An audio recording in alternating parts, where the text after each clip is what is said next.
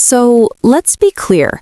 This hearing wasn't supposed to be about Jeffrey Epstein, but when a cabinet secretary lies about his relationship with a convicted sex trafficker, accountability doesn't get postponed. Senator Chris Van Hollen just said the quiet part out loud. Mr. Chairman, thank you for calling this hearing on an issue important to Americans in every state in the Union, getting connected to high-speed internet at an affordable price. I had hoped to spend the entire hearing focused on that subject, and I do intend to get to it. But since this hearing was scheduled, another matter has arisen from the Epstein files that goes to the heart of the credibility and honesty of our witness, Secretary Lutnick. Mr. Secretary, I hope during the course of your testimony, we can get answers to some of those questions. As you know, Mr. Secretary, the issue is not that you engaged in any wrongdoing in connection with Jeffrey Epstein, but that you totally misrepresented the extent of your relationship with him to the Congress, to the American people, and to the survivors of his despicable criminal and predatory acts.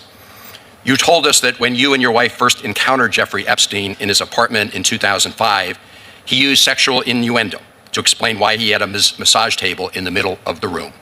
You said it disgusted you and that you hurried out and vowed never to set foot in the same room with him again, and you suggested that you never had anything more to do with him. I remember thinking that for all our disagreements, you had good instincts. But now that turns out not to be true. The information recently revealed from the Epstein files show that your statements were, at best, highly misleading. The files show that you had interactions with Epstein over the next 13 years, including long after he was convicted in 2008 of soliciting the prostitution of a minor. And Mr. Secretary, that does call into question your fitness for the job you now hold and the question of your credibility before this committee and the Congress.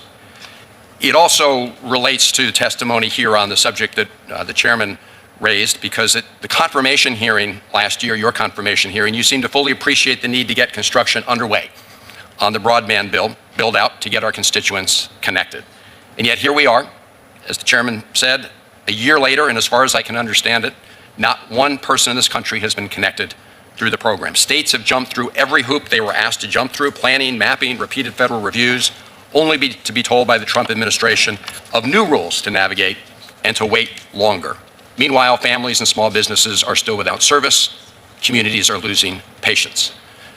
In my state of Maryland, we've been told we will only get $79 million, a reduction of over 70% from the total of $267 million that has already been obligated to the state.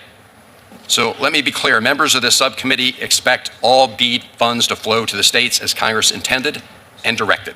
It's not a suggestion, it's the law.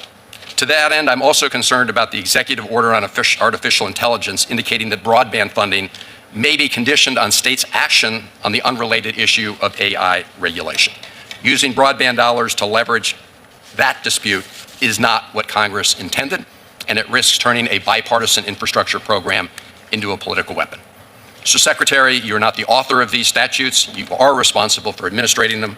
Today is an opportunity to explain how the Department of Commerce will comply with the law and ensure that critical infrastructure funds reach the communities they were meant to serve, and to answer certain questions regarding your credibility based on what came out of the Epstein files. Thank you, Mr. Secretary. Thank you, Mr. Chairman. What unfolded in this hearing was not political theater. It was a credibility collapse.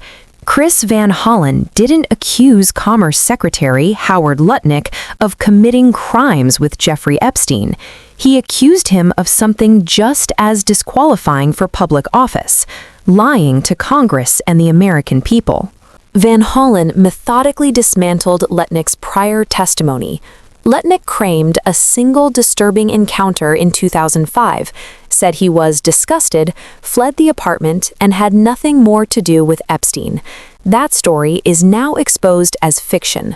The newly released Epstein files show years of continued contact, 13 years, including long after Epstein was convicted of soliciting a minor.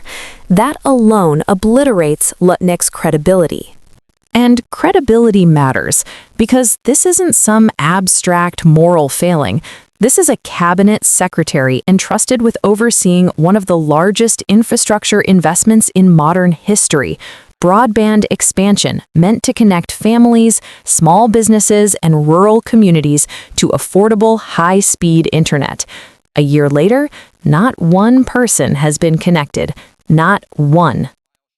States followed every rule. They mapped, planned, submitted, revised, waited, and then the Trump administration changed the rules midstream. Funding was slashed. Maryland alone saw a more than 70% reduction in already obligated funds. Meanwhile, communities are stuck offline while the administration toys with conditioning broadband dollars on unrelated political fights over AI regulation. That is not policy. That is abuse of power. Van Hollen made it crystal clear. Congress passed the law. The money must flow. Using infrastructure funding as political leverage violates both the spirit and the letter of the law. And when the person administering that law has already been caught misleading Congress on something as serious as his ties to Epstein, the danger compounds. This is what accountability looks like. Democrats aren't letting corruption, deception, or bureaucratic sabotage slide, especially when it hurts working families and shields powerful insiders. If cabinet officials want public trust, they don't get to rewrite history or dodge hard questions. They answer under oath, or they don't belong in the job.